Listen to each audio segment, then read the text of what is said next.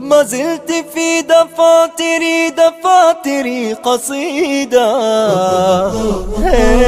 وفي ظلال أعيني كشمعة جديدة، وفي ظلال أعيني كشمعة جديدة.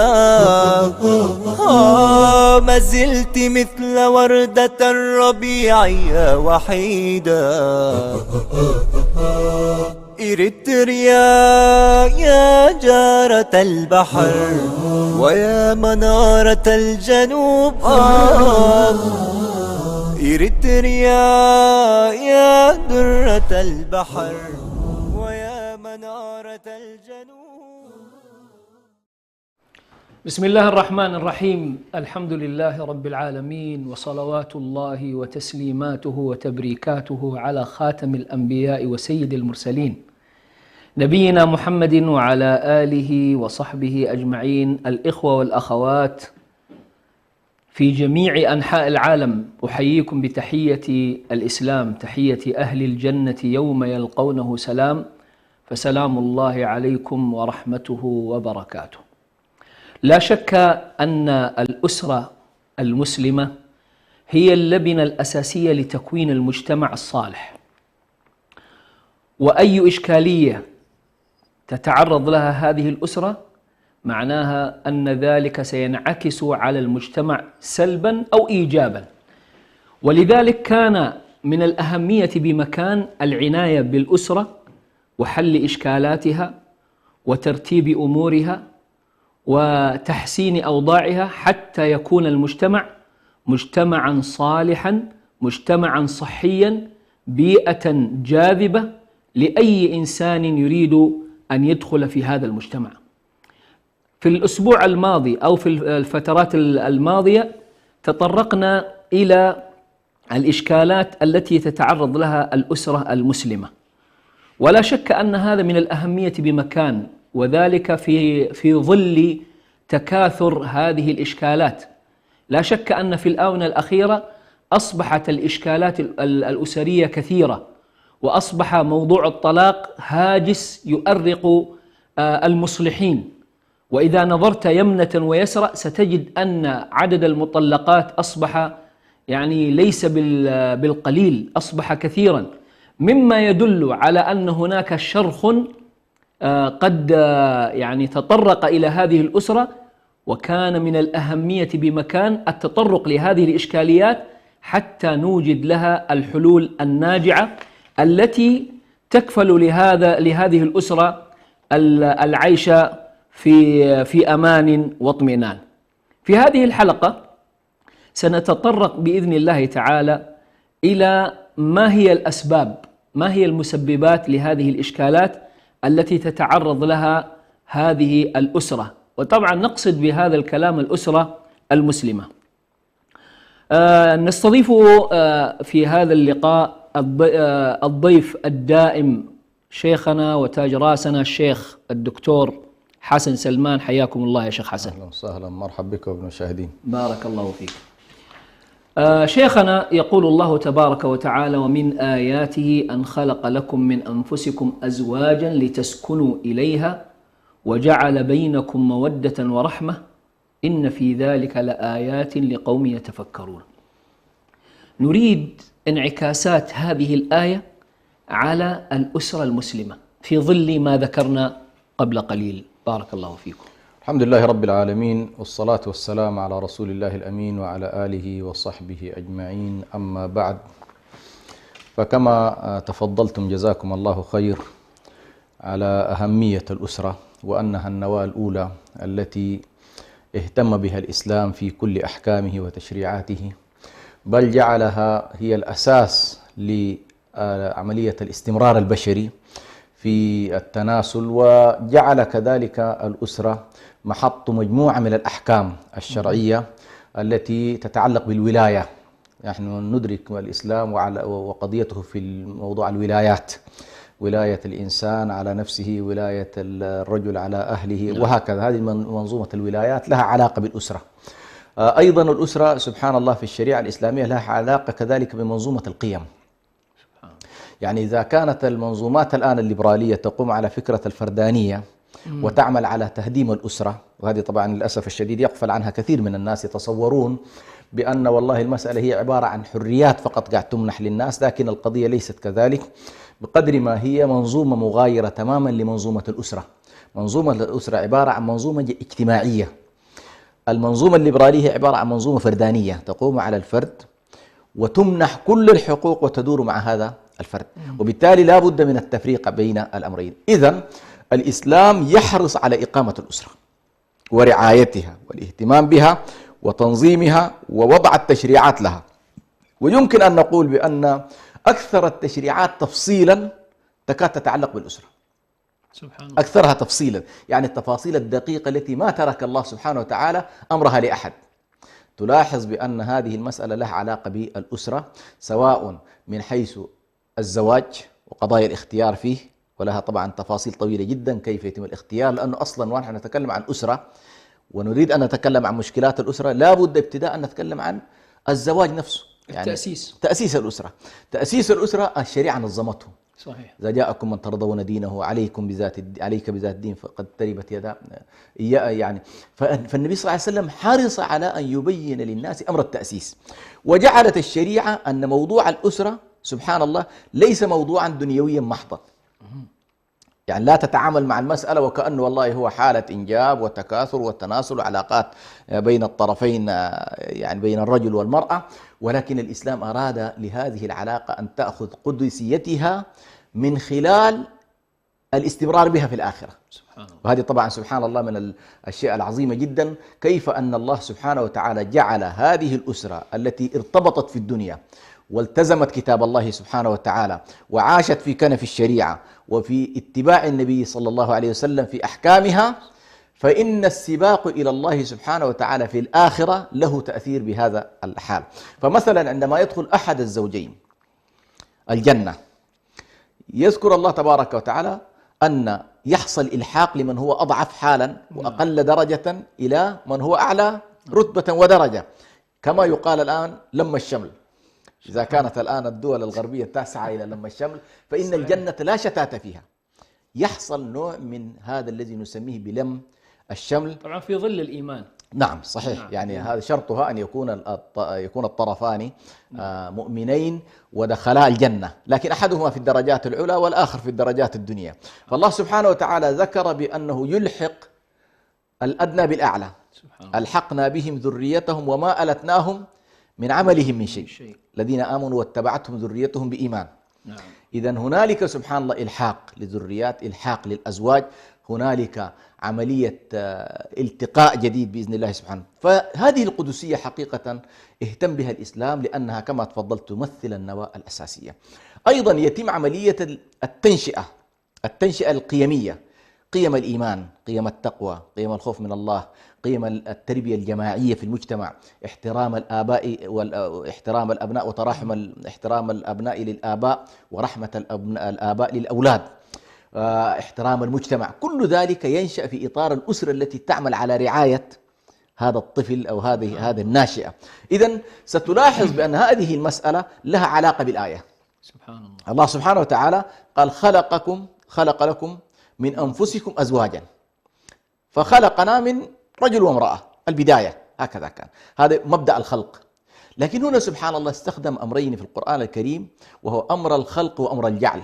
سبحان الله. لاحظ، هو صحيح خلقنا من رجل وامرأة وستتم العلاقة الزوجية بين رجل وامرأة، لكن سبحان الله عملية الجعل هي عملية الصيرورة بعد الزواج، يعني بعد أن يحصل هذا اللقاء بين الرجل والمرأة، كما أن الله يقول وجعلكم شعوبا وقبائل لتعارفوا، لم يخلقنا من البداية شعوب وقبائل، لكن صحيح. حركة الاجتماع، التكاثر الإنساني، تنشأ أسرة ثم تنشأ قبيلة ثم ينشأ شعب، فهذه عملية جعل. لكن في الخلق بدأنا من إيه؟ خلقنا من ذكر وأنثى. نفس الطريقة تبدأ العلاقة الزوجية بين رجل وامرأة على كتاب الله وعلى الشريعة. وطبعا نحن في الأسرة لا يعتد بها بشرعيتها إلا إذا كان العقد صحيحا، وبالتالي سندخل هنا إلى باب المحرمات، ما هو الذي يصح منهن الزواج، يعني بمن ترتبط، حددت لك الشريعة في إطار منظومة الإحصان، في إطار حفظ الفروج، في إطار العلاقات النسبية وكيف تتم. فهنالك منظومة متكاملة حقيقة تشكل ما نسميه نحن الآن بمنظومة الأسرة، وهي التي سبحان الله جاءت فيها تفاصيل كثيرة إلى أن تذهب حتى كيف نظمت خلافاتها إذا اختلفت، كيف يحصل الافتراق إذا حصل الافتراق، كيف تنظم الأسرة عند الاختلاف، كيف يكون وضع الأبناء عند الاختلاف، كيف يكون حال الموت وما بعد الموت، ما الذي يتولى كل ذلك فصلته الشريعة تفصيلا تحت قاعدة ما نسميه بالإحكام والتفصيل. فالله سبحانه وتعالى أتى بكليات محكمة، كتاب أحكمت آياته في كلياته وفي أمهاته، ثم فصله تفصيلا بعد ذلك في إطار كل قاعدة. فمثلا عندما نتكلم عن قاعدة الإحصان فصلها تفصيلا، كيف يتم هذا الإحصان، قاعدة القوامة كيف تتم عملية القوامة، قاعدة النفقة كيف تتم عملية النفقة بالتفصيل، تجد سبحان الله فصلها الله سبحانه وتعالى. إذا نحن هذه الآية هي محور ما نتكلم عنه من قضية الأسرة، وهو أنه لا يمكن في التصور الصحيح وفي إنشاء الأسرة إلا أن تؤدي بنا النتيجة الطبيعية لهذه الأحكام وجود المودة والرحمة. وجود المودة والرحمة. المودة تشتمل على قضايا الحب وقضايا الغرام وقضايا الانجذاب إلى بعضهم البعض، والرحمة سبحان الله ما بعد ذلك. يعني أحيانا تجد سبحان الله قد تطول الحالة الزوجية بين الرجل والمرأة، ويخف الحالة بتاعت المودة التي كانت في البدايات والحب الذي كان في البدايات، لكن تنتقل إلى مرحلة أخرى، وهو أن الرحمة والرأفة فكأنما الله سبحانه وتعالى يقول بأن والله الأسرة تتقلب ما بين المودة والرحمة. في محطة من المحطات يغلب جانب المودة والحب وانجذاب الرجل إلى زوجته لقضايا ربما أحيانا قد تكون شكلية، لكن سبحان الله بعد فترة عندما يحصل الذرية والأبناء وكذا يتحول إلى شيء آخر، فيتعامل معها إما بمنطق المودة أو بمنطق الرحمة أو بالجمع طبعا بطبيعة الحال. في ظل نحن الآن نتكلم على قضية الإشكالات التي ترد على الأسرة. نعم. في قول الله تبارك وتعالى وجعل بينكم مودة ورحمة. نعم. الآن يعني هل هذان العنصران لهما أثر في قضية الإشكالات التي تحدث بين الرجل والمرأة أو كأسرة؟ نعم. على وجه العموم يكاد، يعني ما أقدر أقول 100%، لكن ستلاحظ بأن معظم المشكلات التي تنجم داخل أو تحصل داخل الأسرة إما أن أسبابها غياب المودة أو أسبابها غياب الرحمة. سبحان الله. يعني كل القضايا الاقتصادية المالية القضايا لها علاقة بالرحمة، قضايا المعاشرة والتجانس والحب وكذا وعدم الخيانة وهذا له علاقة بالمودة. سبحان الله. أي شيء تلقى، يعني لو أردنا أن نفصل مثلا موضوع المشكلات ستجد أن والله القواعد الكلية التي كما أن والله المثل الأعلى يقال بأن أسماء الله الحسنى 99، سبحان الله. لكن قالوا بأن 99 كلها يمكن أن تقسم في 3 محاور، تقسم في الله والرحمن والملك. سبحان الله. مثلا كثير من الأسماء لها علاقة بالألوهية، بعض الأسماء لها علاقة بالربوبية، بعض الأسماء لها علاقة بالملك والعظمة والكبرياء. نفس الطريقة كثير من المشكلات التي تنشأ الآن في داخل منظومة الأسر ويدخل فيها المختصون بشكل من التفصيل، بعضهم يوصل 20، بعضهم 30، بعضهم 10، بعضهم 1000، يفصل الناس في ذلك، لكن سبحان الله ستجد إما خلل في المودة تنجم عنه مشكلات، أو خلل في الرحمة تنجم عنه أيضا مشكلات. طيب، حينما نقول مشكلات، هل يلزم حتى لو كانت الأسرة فيها مودة ورحمة هل يلزم أنه ما يكون فيها إشكالات؟ نعم، أحسن. هو طبعا حتى يعني يتصور الناس بأن ما دام أننا بشر، والبشر مرتبط بالنقص دوما، مرتبط بالنسيان والخطأ والغفلة والسهو أحيانا والعمد أيضا. صحيح. نتيجة الجهل، كل ذلك. إذن أنت ما دام هنالك علاقة بشرية، لا يمكن للعلاقات البشرية أن تكون علاقات ملائكية، هي علاقات بطبيعتها إنسانية. صحيح. لكن سبحان الله الشريعة تسعى معك لا إلى انعدام المشكلة، يعني نعم، ما هكذا ستقع المشكلات، لكن الشريعة تحرص على أمرين: ألا تكون هذه المشكلة دائمة ومستمرة، ممتاز. وألا تكون أيضا مقصودة لذاتها، يعني يقصد الإنسان أن يوقع الإشكال. سبحان الله. فحسن القصد إذا وقعت معه المشكلات سهل العلاج. تمام. يعني شخص مثلا غافل عن حكم شرعي فوقع منه الخطأ، ينبه إلى الحكم الشرعي فيقول والله تبت إلى الله. صحيح. لكن الشخص الذي يكون عالم بالحكم الشرعي ولكنه يقصد مخالفة أمر الله سبحانه وتعالى، هذا ليس كالجاهل.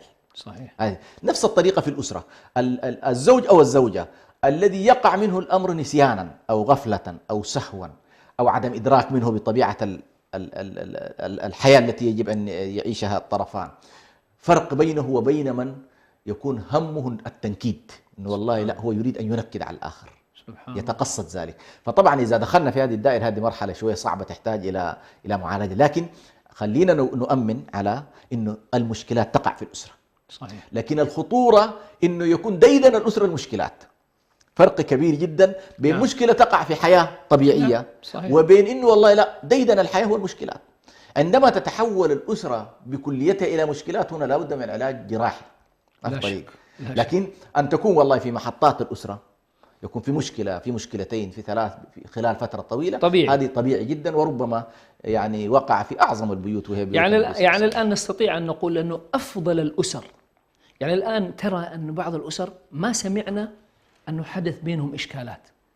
يفهم بعض الناس طبعا، وهذه من الإشكالات، يفهم بعض الناس أن هؤلاء ليس بينهم أي إشكال، يعني أن الزوج والزوجة لا يختلفان، وأنه لا يمكن الزوج أن يخطئ ولا يمكن الزوجة أن تخطئ، وهذا طبعا نادر. مثالية. نعم صحيح. يعني نادر. زائدة، ولا يوجد مثل هذا. كل أسرة يوجد فيها أشكال، لكن الذي يختلف في الأمور هذه أن الأسرة الناجحة تستطيع أن تحل إشكالاتها نعم. بدون ضجيج. صحيح. وبهدوء. أحسن. وتتفهم الأمور. ولذلك من حسن الإدارة في المنزل بين الرجل والمرأة أن الرجل والمرأة إشكالاتهما يحلانها في حجرة النوم. نعم. ولا تخرج، حتى أنهما يختلفان في بعض الأيام، ربما الرجل غاضب من المرأة والمرأة غاضبة من الرجل، ولكن حينما يخرجان إلى أولادهما ولكأنه في بينهما إشكال. وهكذا فالمفترض هي كذلك الحياة هكذا. فالمفترض يعني لا نتصور بأنه من لم تظهر مشكلاتهم للشارع ليست لهم مشكلات. نعم. لهم مشكلات. صحيح. ولكن كما تفضلت إما حلوها داخل الحوش الكبير. أيوة. مع الأولاد، تمام. وإما حلوها كما تفضلت في الغرفة أصلا. يعني لا تتجاوز مثلا مشكلاتهم إلى الخارج. وهذه طبعا من منح هذا النوع من الأسر فهو بلا شك جنة الدنيا. سبحان يعني الله. الذي يرزق امرأة صالحة وترزق المرأة زوج صالح يستطيع أن يحتوي معها المشكلات ويعمل على حلها، فإن ذلك بلا شك يعني من أفضل الأشياء التي ينعم الله سبحانه وتعالى بها على هذا الإنسان، وهي من الحسنة الدنيوية. يعني الحسنة الدنيوية التي ربنا آتنا في الدنيا حسنة. بعض السلف فسرها بالمرأة الصالحة. لأنه سبحان الله ستلاحظ بأن مركزية المرأة في الأسرة هي التي جعلت السلف يميلون إلى أن حسنة الدنيا هي المرأة، فكأنما من رزق امرأة صالحة فتحت له أبواب الجنان الثمانية. يا سلام. فتحت له، يعني ستعينه على طاعة الله، ستخفف عنه آلامه الدنيوية، ستحتويه في مشكلاته، ستعمل على التعاضد والتكاتف معه. لكن للأسف الشديد بعض النساء طبعا ويمكن أن يكون الرجال كذلك يتسمون بنوع من الأنانية، فلا يهمه إلا مصلحته وسلامته وحياته الخاصة، ولا تعنيه الطرف الآخر وعذاباته وما يعانيه. نعم.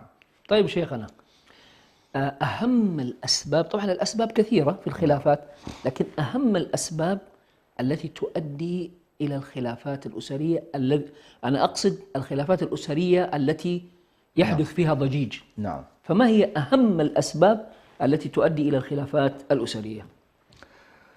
هو خلينا أول نقول السبب الكلي الأساسي الذي تنبع منه جزء كبير من هذه المشكلات هو السبب الذي له علاقة بالجهل بالدين. يعني تجد أسرة تلتقي ويكون هنالك جهل بأوامر الله تبارك وتعالى فيما ينبغي أن يكون في لحظة بناء الحياة الزوجية. جميل. يعني إذا كان الإمام الأخضري عليه رحمة الله يقول ولا يجوز لعبد أو لا يجوز لمسلم أن يقدم على أمر حتى يعلم حكم الله فيه. يا سلام. لو سألنا أنفسنا كم من الناس وهو يقدم على الزواج تعلم أحكام الزواج؟ صحيح. قضايا الحقوق، قضايا الواجبات، ما الذي يحق في حقه وما الذي لا.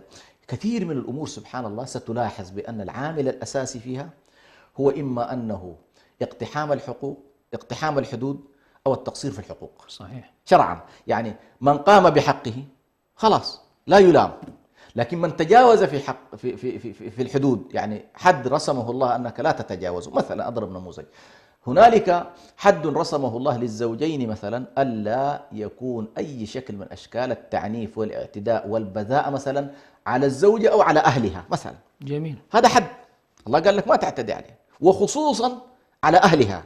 هذه أؤكد عليها كثيرا. صحيح. لأنه أنا أعرف الآن بعض القوانين في التشريعات في العالم العربي أن الاعتداء والإساءة إلى الأم والأب تحديدا توجب الطلاق. عجيب. بعض الناس يجهل ذلك، يجهل ليش؟ يعني هي قد تحتمل أن تسيء إليها، نعم، حقها تسامح فيه، صحيح، لكن لما تسيء إلى ما وراءها من أبوين، وهي تنظر إلى أبويها بنوع من الاحترام، ويجب أن تنظر أنت إلى ذلك بنفس الطريقة. صحيح. لأن الأبوين من ناحية أبوين للزوجة، ولكن أيضا أجداد أو آباء لأولادك. نعم. صحيح. وبالنسبة لك يعني تجمعك معهم المصاهرة. فإذا هذه القضايا قضايا إنه والله التجاوز في موضوع الحقوق والحدود هو الذي يؤدي كإشكال كلي. نأتي إلى مسألة كبرى المشكلات اللي ممكن تقع. مثلا أحيانا يكون هنالك، ودي يمكن تحصل خاصة في بعض الأسر اللي يكون والله عنصر التدين فيها متفاوت. تجد مثلا الرجل حريص على بناء الأسرة على الكتاب وعلى السنة وعلى الالتزام وعلى الدين وعلى كذا. المرأة متساهلة. مثلا أضرب نموذج، ممكن تكون مسألة معكوسة لكن أضرب نموذج بهذا الشكل. فتجد المرأة ما عندها عناية بالصلاة والدين والالتزام واللباس الشرعي ومسألة الالتزام داخل البيت مثلا في قضية التلفاز. ومثلا هنا غالبا ستلاحظ التفاوت في النظرة الدينية ستؤدي إلى إشكالات غير طبيعية لا شك، وأحيانا لا تحتمل. يعني بعض الرجال أنا أعرف أنه لا يستطيع أنه والله يستمر مع حالة بهذا الشكل. فواحد من إما والله أن أحد الطرفين يلتحق بالآخر، وهنا لا نقص فيه، لا يعاب على أحد والله التحق بطاعة الله، لا يقال إنه والله خضع أو رضخ أو لا، ما رأي ولا صحيح. مسألة شخصية. إذن الالتقاء على طاعة الله توجب المودة. سبحان المودة اللي ذكرناها. نعم. جعل إن الذين آمنوا وعملوا الصالحات سيجعل لهم الرحمن ودا. نعم. هذا الود المذكور في الآية وأن الله جعله لا ينال بمعصية الله. سبحان يعني لا ترغب أسرة في أنه والله سيكون بينها مودة وكذا وهنالك معصية تمارس داخل البيت أيا كانت هذه المعاصي. يعني كثير من الناس للأسف الشديد تحصل معاصي ومنكرات ولكن لا يبالون بذلك. هذا ينعكس سبحان الله في علاقاتهم. لذلك كان بعض السلف رضوان الله عليهم يقول إذا عصيت الله أرى أثر ذلك في زوجتي وحماري، في دابتي مباشرة، يجد في الدابة وفي الزوجة. بنفس الطريقة الأسرة تنعكس فيها المعاصي والعياذ بالله، تنعكس فيها المعاصي، وأخطرها المعاصي الخفية التي أحيانا يتصور الشخص أنه والله هو يعصي الله خفية ويمارس هذه المعاصي خفية ويظن بأنه لا أثر لها. نعم. لكن هنالك يعمل القدر فيما يعرف بسيئات الأعمال. النبي صلى الله عليه وسلم لما كان يقول اللهم أعوذ بك من شر نفسي وسيئاته سيئات عملي. شر النفس الذنب في نفسه، أن يقع من الإنسان الذنب. سيئات العمل العقوبات التي ترد على هذا الذنب. طيب. والنبي تعوذ من الأمرين. طيب شيخنا، نستكمل بقية الأسباب بعد هذا الفاصل القصير ونعود إليكم. كونوا معنا، بارك الله فيكم. إريتريا يا درة البحر ويا منارة الجنوب.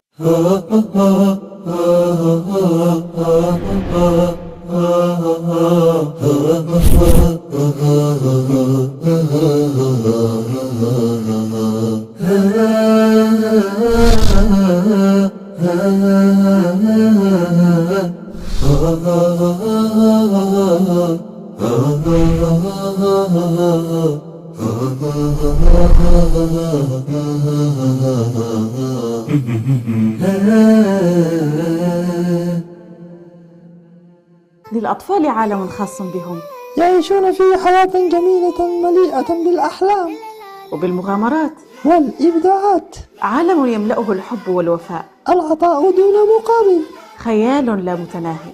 ولكي نغوص معهم في هذا العالم نحتاج أن نقترب منهم ونتقرب إليهم ونعيش مغامراتهم. براعم، برنامج أسبوعي يهتم بعالمكم أنتم أيها الأطفال. براعم نتعلم فيه معا ونعرض إبداعاتكم. ونتلقى اتصالاتكم ومشاركاتكم. معي أنا صديقتكم صديقة الأطفال نورة. وأنا صديقكم منجوس. بانتظاركم يا حلوين.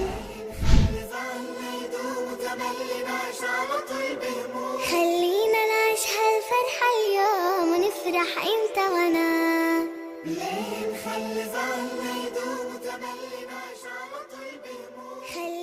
دائما ما نحرص على الاستماع إلى القصص والحكايات. فرسان شجعان، حيوانات ساحرة، وروايات من أماكن مختلفة، مجموعة من القصص والحكايا الخيالية نحكيها لكم بأسلوب شيق وسهل، ونأخذ منها الدروس والعبر في برنامجكم يحكى أن، مع صديقكم عبد السلام ناصر وموفق ناصر، على شبكة سلام إعلامية.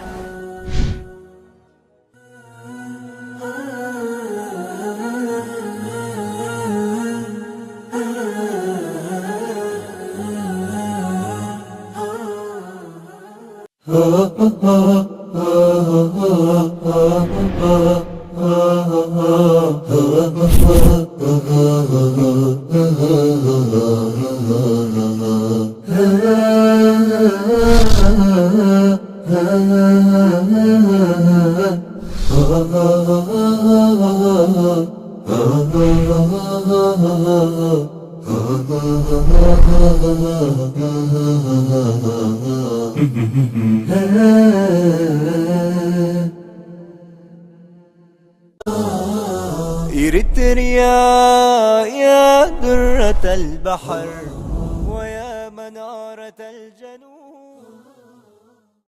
مشاهدينا الأكارم، عدنا إليكم والعود أحمد. لازلنا مع شيخنا في الأسباب الجالبة للخلافات الأسرية. تفضل شيخنا. ذكرت أنا الجانب الأول وهو موضوع الخلافات التي يكون سببها عدم الالتزام والضعف في التدين، وده بطبيعة الحال يؤدي إلى اختلافات حتى داخل إدارة البيت. يعني مثلا الأب يريد والله الأبناء يتحركوا إلى المسجد، يذهبون إلى المسجد، المرأة تجدها مقصرة أو تنظر إلى هذا السلوك نفسه، إنه الأب يحرك الأبناء فيه قسوة على أولادها وهكذا، يؤدي ذلك بطبيعة الحال إلى نوع من التفاوت. وأحيانا الأبناء ينظرون، وهذه مسألة مهمة جدا، ينظرون إلى طريقة تعاطي الوالدين في أمر إدارتهم. فإذا وجدوا ثغرات يحاولوا يوسعوها، لكن إذا وجدوا أن هنالك نوع من الاتفاق بين الأب والأم في المواقف، في أنه والله متفقين على أن الولد الذي ينحرف في سلوكه أو موحد موقفهم، لا أحد يتعاطف معه إلا من باب الإصلاح. لا أحد يريد والله الأبناء يكونوا متكاسلين عن الصلاة، الأم والأب كلهم متفقين على ذلك. هذه المسألة لها أثر كبير جدا في الجانب التربوي في إدارة على كل شأن الأسرة. هنالك عامل آخر وربما يأخذ الآن في واقعنا المعاصر مساحات كبيرة جدا في ظل الوضع المعيشي المتردي لكثير من الأسر، وأحيانا غياب العمل، مسألة العطالة، ضعف الراتب نفسه. أحيانا بعض الشخص يكون شغال لكن دخله لا يكفي. هنا نلاحظ إذا لم يحصل نوع من التفاهم في إدارة ما نسميه هذه الأزمة المعيشية التي تسببها قلة الوضع المالي، يمكن أيضا أن تسبب هذه إشكالات كبيرة جدا. وهنا لا بد من الطرفين الجلوس معا في أنه والله يعملوا على إدارة ما لديهم من موارد. تمام. لكن إذا المرأة حاولت أن تضغط على الرجل وتحاول أن تزيد في المطالب وتعزز وتصعد من لهجتها في هذا الاتجاه، فإن ذلك بطبيعة الحال سيزيد من الضغوط النفسية، وفي نهاية المطاف سيشعر الرجل بأن هذه ليست شريكة حياة ويتعامل معها من منظور مختلف. جميل. وكأنه في هذا الأمر عندنا اتجاهان. نعم.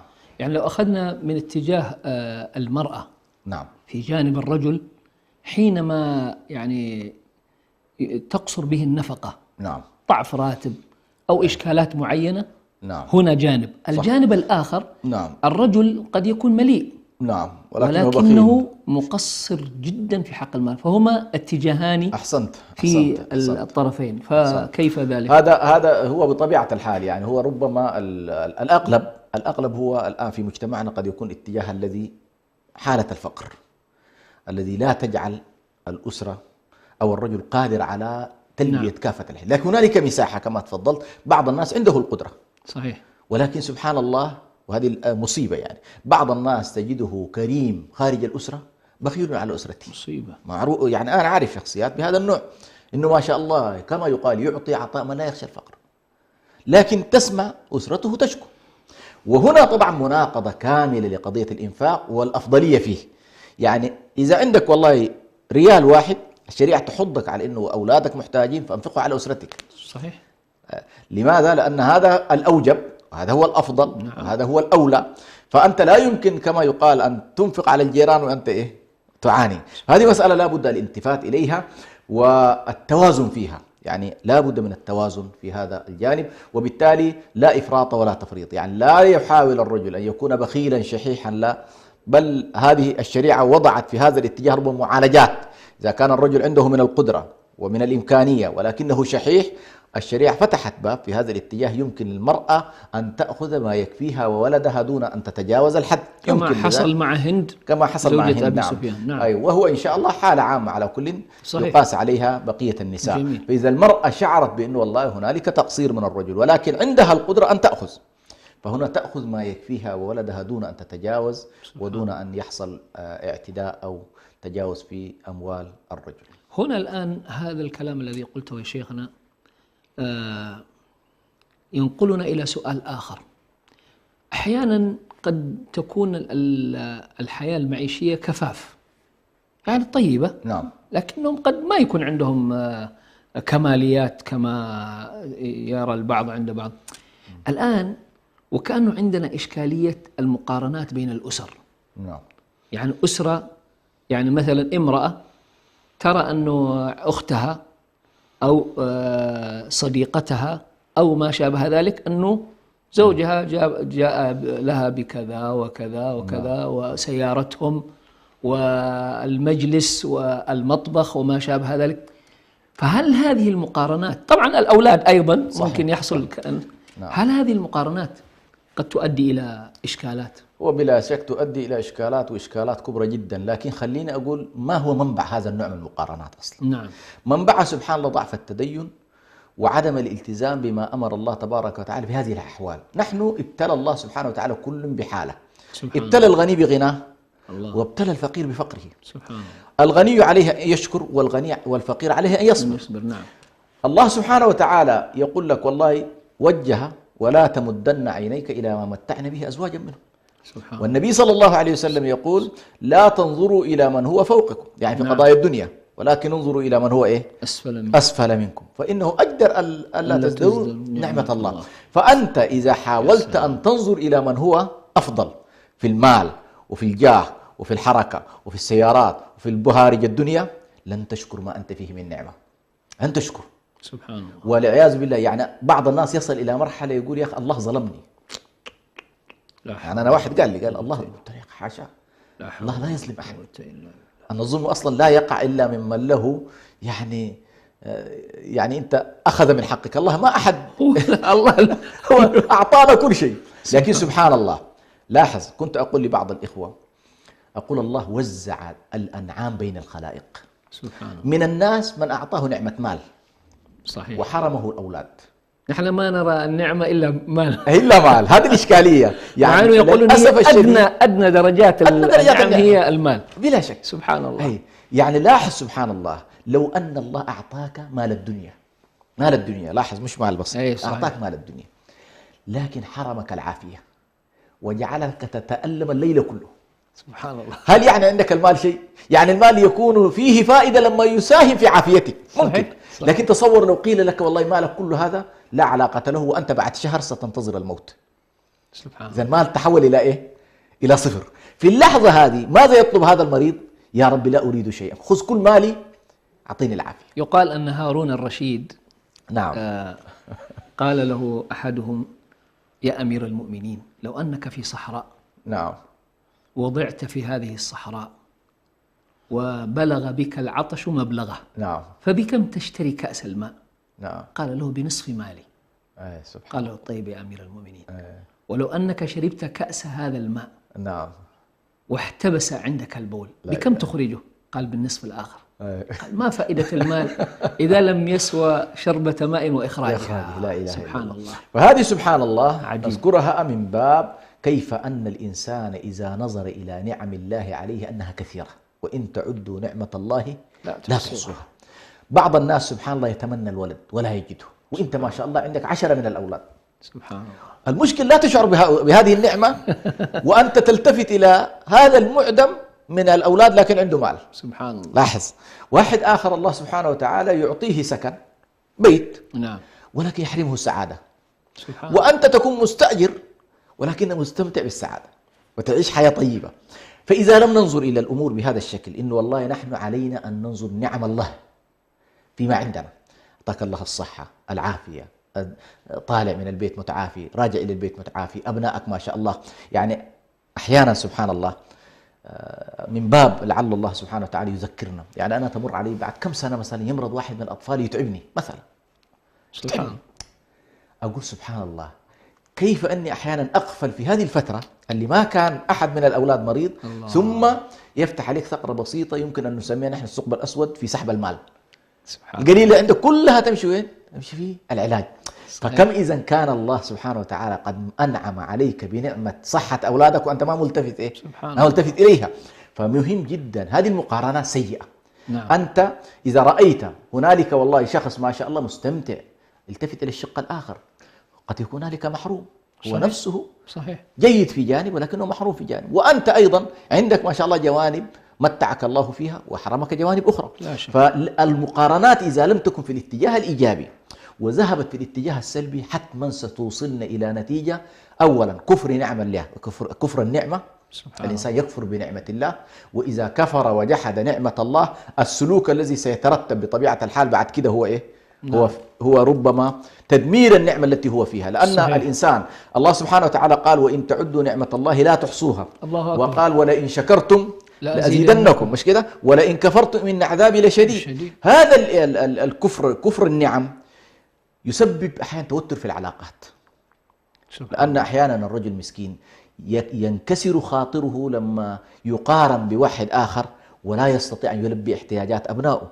فمن الأذية جدا للزوج أن يقارن أو أن تقارن الزوجة أوضاع أسرتها مع غيرها. أو الأولاد يحسسون والدهم بأنه والله مقصر في حقهم، وهو مسكين يخرج من الصباح إلى المساء ويكد ويجتهد ويأتيهم بما استطاع. صحيح. فكأنما يقال له بأنه والله أنت ما قايم بحقك. فهذه حقيقة واحدة من الإشكالات الكبيرة جدا. طيب.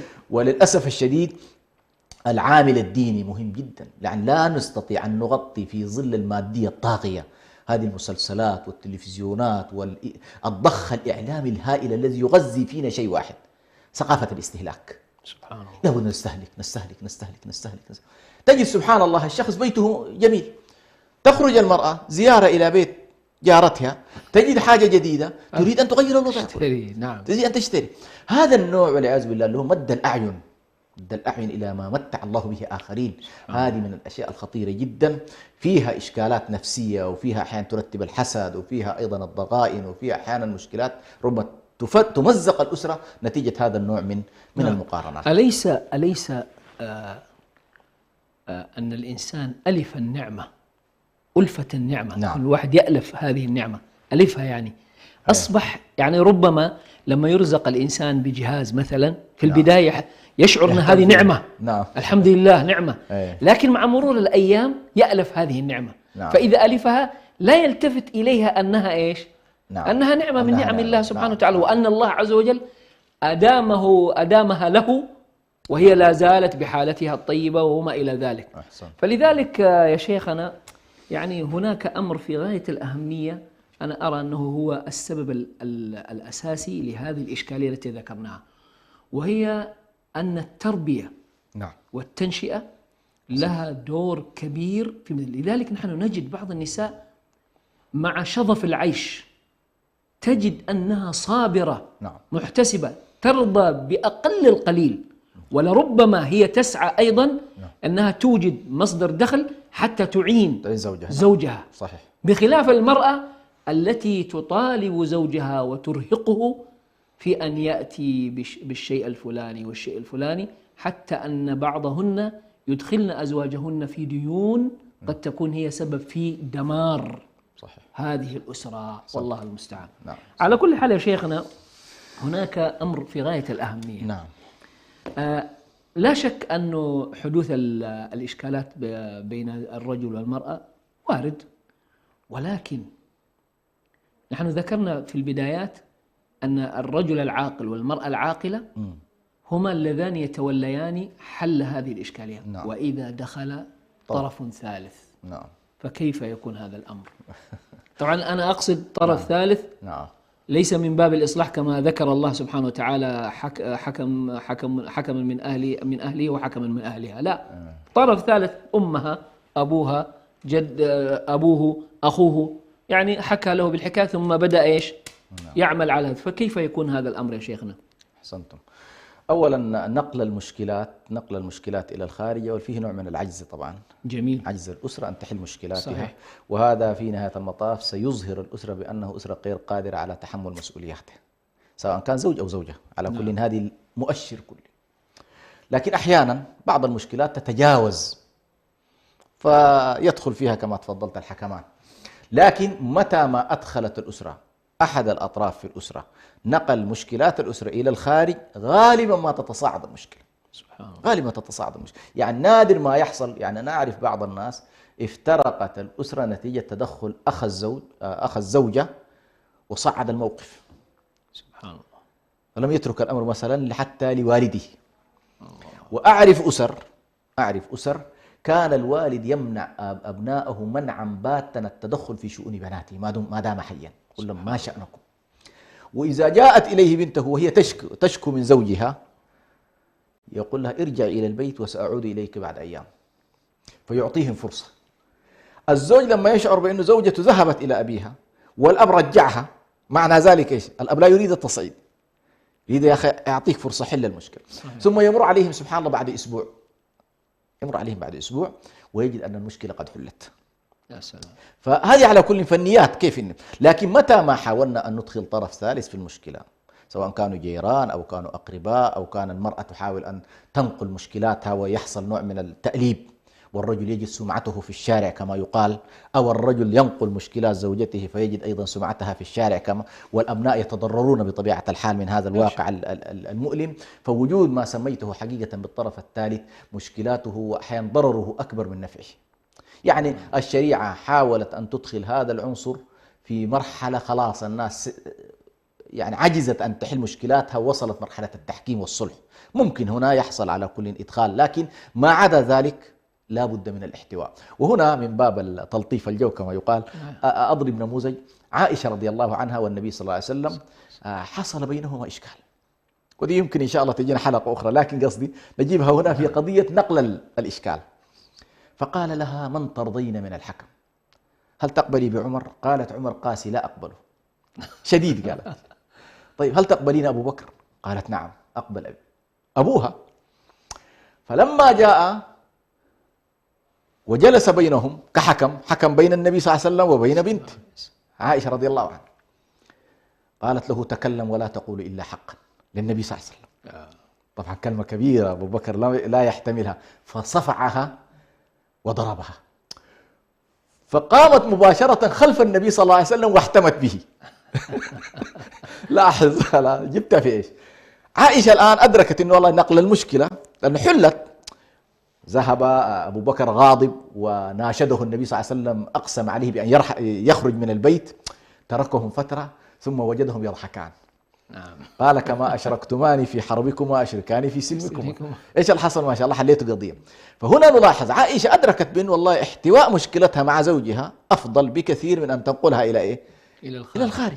لأن الخارج ولو كان أقرب الناس إليها أضرها. صحيح. يعني ما نالت منه ما تناله من النبي صلى الله عليه وسلم من رحمة من شفقة.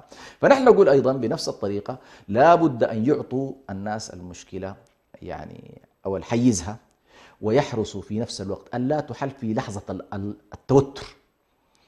وهذه تحتاج بالذات من الزوج باعتباره هو القائم على البيت أن يحتوي الإشكال لحظة التوتر والغضب، ثم يتحين فرصة فيها نوع من الهدوء ليناقش المشكلة مع زوجته. يعني بعض الناس تأتي الإشكالية وين؟ هو صحيح ما ينقلها إلى الخارج، لكن نتيجة سوء الإدارة في داخل البيت صحيح. يؤدي إلى أنه الموضوع ينفجر ويصعب. فنحرص قدر الإمكان على أن مناقشة المشكلة تكون داخلية، ونتحين التوقيت الذي يكون أيضا مناسبا. مثلا بعض النساء تريد أن تناقش مشكلتها لحظة دخول الرجل مسكين وهو متعب، تريد تستقبله بمشكلة. لكن بعض النساء تبارك الله قاعدة عندهم لا يحاولن أن يناقشن مشكلاتهم أمام الأولاد ولا أثناء تعب الرجل. صحيح. يكون الرجل مستريح شارب شاي ياخذ يتغدى شرب قهوته، تتحين في هذه اللحظة أن تطرح له تطرح له المشكلة. فمسألة فنيات حل المشكلة نفسها تحتاج إلى تأهيل وتطوير. جزء منها له علاقة بمعرفة الشريعة وأحكام الشريعة وكيف كان النبي صلى الله عليه وسلم وأزواجه يعيشون، والجزء آخر أنا أقول نحتاج فيها أيضا إلى تأهيل. يعني الآن صارت هنالك ما شاء الله مؤسسات تعمل على تأهيل، بل تعطي شهادات قبل الزواج صحيح. للزوج والزوجة أو الخطيب والخطيبة يدخلوا دورات متقدمة في كيف يستقبلون حياتهم الجديدة. صحيح. نحن أقول مع تعقيد الحياة، مع صعوبة الحياة، مع تعقد المشكلات، مع ضعف الوضع الأسري، كثير من الشباب ما نشأوا في أسرة فعلا تستطيع أن تعينهم على أن يكونوا مثلا ينشئوا أسرة صالحة وقوية، فيضطر إلى هذا النوع من الدورات حتى يستطيع يستكمل إن شاء الله النقص الذي يمكن أن وكأننا في الآونة الأخيرة فقدنا القدوة التي يسترشد بها الشباب في حياتهم. قديما كان الآباء والأمهات كانوا قدوات أمام أعين الأولاد سواء بنين أو بنات. فكانوا يرون أن الأب كيف يتعاطى أمور البيت وكيف يتفاهم مع امرأته، وأنه لم يسمعوا أبدا بأن أباهم يعني اختلف مع أمهم إلا في النادر. فبالتالي هذه أمور كانت تعطيهم انطباع أنه ينبغي أن يكونوا بمثل هذه الحيثية، ولربما يعني يصل إليهم في بعض الأحيان أنه هناك إشكالات ولكنهم يحلونها فيما بينهم. فهذه غياب مثل هذه القدوات يعني أصبح الأمر فيه فراغ كبير. فبالتالي مثل هذه الدورات التي ذكرت أصبحت كأنها هي الحل أو تغطية لمثل هذا النموذج المهم. طيب عندنا أهمية سبحان الله الجد والجدة. لاحظ زمان الأسرة الممتدة صحيح. تجد سبحان الله وجود الرجل الكبير، وجود المرأة الكبيرة. المرأة الكبيرة تملك خبرات كبيرة جدا للزوجة، زوجة ابنها. الأب يملك أيضا خبرات لابنه أو لزوج بنته. هذه المسائل حقيقة كما تفضلت غيابها أثر بشكل كبير جدا على بنية مجتمعاتنا اللي كانت مبنية على أعراف، على تقاليد، على تعاليم الإسلام.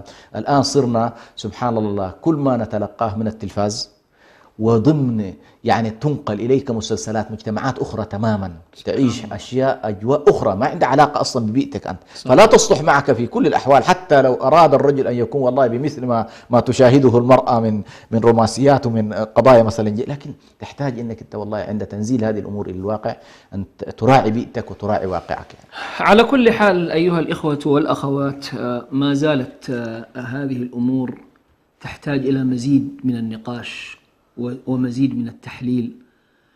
نحن بحاجة أن نفهم ما معنى الأسرة قبل أن نكون أسرة، لأن الأسرة ليست شركة تجارية يعني كما يقال 1 زائد 1 يساوي 2، إنما هي أسرة تقوم على مبادئ تختلف عن مثل هذه الشراكات.